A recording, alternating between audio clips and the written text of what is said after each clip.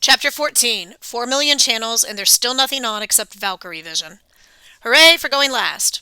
I was relieved when the presentation started with the Inherjar at the other end of the table, until I saw what the other newbies had done to get into Valhalla. Helgi called, "Lars Alstrom!" A heavy-set blond guy rose with his Valkyrie. Lars was so nervous he knocked over his goblet, splashing magic mead all over his crotch. A wave of laughter rippled throughout the hall. Helgi smiled. As many of you know, Captain Gunilla has been phasing in her new equipment over the past few months. She's been fitting her Valkyrie's armor with cameras to keep everyone accountable, and hopefully keep us entertained. The warriors cheers and banged their mugs, drowning out the sound of Sam cursing next to me. Helgi raised his goblet. "I present to you Valkyrie Vision!" Around the tree trunk, a ring of giant holographic screens flickered to life, floating in midair. The video was choppy, apparently taken from a camera on the shoulder of a Valkyrie. We were high in the air, circling over the scene of a sinking ferry in a gray sea. Half of the lifeboats dangled sideways from their cables.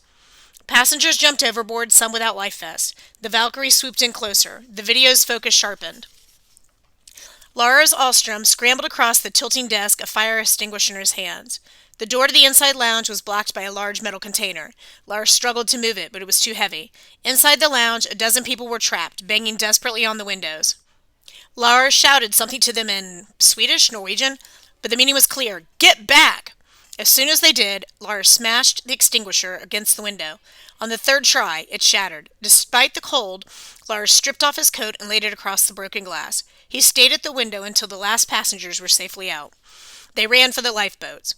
Lars picked up the fire extinguisher again and started to follow, but the ship lurched violently. His head slammed into the wall and he slid down unconscious. His body began to glow. The Valkyrie's arm appeared in the frame, reaching out. A shimmering golden apparition rose from Lars's body. His soul, I guessed. Golden Lars took the Valkyrie's hand and the video screens went dark. All around the feast hall, the warriors cheered. At the head table, the thanes debated among themselves. I was close enough to hear some of it. One guy, Lord Nelson, questioned whether a fire extinguisher could count as a weapon. I leaned toward Sam. "What does that matter?" She tore her bread into smaller and smaller pieces. "To get into Valhalla, a warrior must die in battle with a weapon in his or her hand. That's the only way." "So, anyone could get into Valhalla if they just grabbed a sword and died?" She snorted. "Of course not. We can't have kids taking up weapons and dying on purpose. There's nothing heroic about suicide. The sacrifice, the bravery has to be unplanned, a genuine heroic response to a crisis. It has to come from the heart without any thought of reward." "So what if the Thanes decide that a newbie shouldn't have been picked? Does he go back to being alive?" I tried to not sound too hopeful. Sam wouldn't meet my eyes. "No, once you're an Inherji, there's no going back. You might get the worst work assignments. You might have a hard time earning respect, but you stay in Valhalla. If the Thanes rule the death unworthy, well, the Valkyrie takes the punishment for that." Oh, suddenly I understood why all the Valkyries at our table looked a little tense.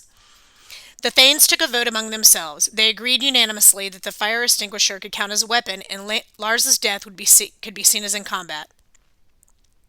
"What greater enemy is there than the sea?" said Helgi. "We find Lars Alstrom worthy of Valhalla." More applause. Lars almost fainted. His Valkyrie held him up, smiling and waving at the crowd. When the noise died down, Helgi continued. "Lars Alstrom, do you know your parentage?" The newcomer's voice cracked. "I never knew my father." Helgi nodded. "That is not uncommon. We will seek wisdom from the runes, unless the All-Father wishes to intercede." Everyone turned toward the unoccupied throne. The ravens ruffled their feathers and squawked. The throne remained empty. Helgi didn't look surprised, but his shoulders slumped with disappointment. He motioned to the fire pit. From a cluster of servers and cooks, a lady in a green hooded robe shuffled forward.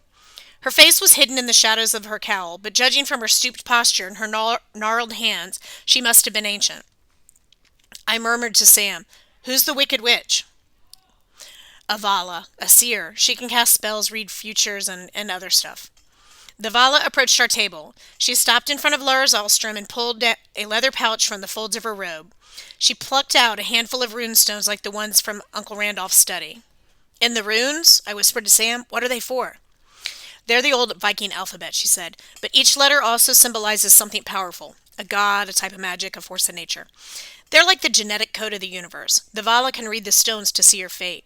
The greatest sorcerers, like Odin, don't even need to use the stones. They can manipulate reality simply by speaking the name of a ruin. I made a mental note to avoid Odin. I didn't need my reality manipulated any further. In front of our table, the Vala muttered something under her breath. She cast the stones at her feet. They landed on the dirt floor, some face up, some face down. One rune in particular seemed to catch everyone's attention. The holograph screens projected its image to everyone in the hall. The mark meant nothing to me, but hundreds of warriors shouted with approval. "Thor!" they cried, and then they started to chant, "Thor! Thor! Thor!" Sam grunted, as if we need another child of Thor. Why, what's wrong with him? Nothing. They're great. Gunilla over there, she's a daughter of Thor. Oh, I see. The Valkyrie captain was smiling, which was even scarier than her scowl. As the chanting subsided, the Vala raised her withered arms. "Lars, son of Thor, rejoice. The runes say you shall fight well at Ragnarok, and tomorrow, in your first combat, you shall prove your valor and be decapitated." The audience cheered and laughed. Lars suddenly looked very pale. That just made the warriors laugh harder, as if decapitation were a hazing ritual no worse than a wedgie. The Vala gathered her runes and retreated while Lars's Valkyrie helped him back to a seat. The ceremony continued. Next up was a newcomer named Didi. She saved a bunch of kids at her village school when a warlord's soldiers tried to kidnap them. She flirted with one of the soldiers, tricked him into letting her hold his assault rifle, and then turned it on the warlord's men. She was killed, but her selfless act gave the other kids time to get away. And the video was pretty violent. The Vikings loved it. Didi got a standing ovation. The Vala read the runes. She confirmed that Didi's parents were regular mortals, but nobody seemed to mind that. According to Didi's fortune, she would fight valiantly at Ragnarok. Over the next week, she would lose her arm several times in combat. Within 100 years, she would rise to the Thane's table. Ooh, the crowd murmured appreciatively. The other 4 newcomers were equally impressive. They'd all saved people. They'd sacrificed their lives bravely. 2 were mortals. One was the son of Odin, which caused some minor commotion. Sam leaned towards me. "Like I said, Odin has not been seen in quite a while. We welcome any sign that he still moves among the mortals." The last newcomer was a daughter of Heimdall. I'm not sure who that was, but the Vikings seemed impressed. My head was swimming with too much information. My senses were on fire from too much mead. I didn't even realize we'd reached the end of the table until Helgai called my name. "Magnus Chase," he bellowed, "rise and impress us with your courage."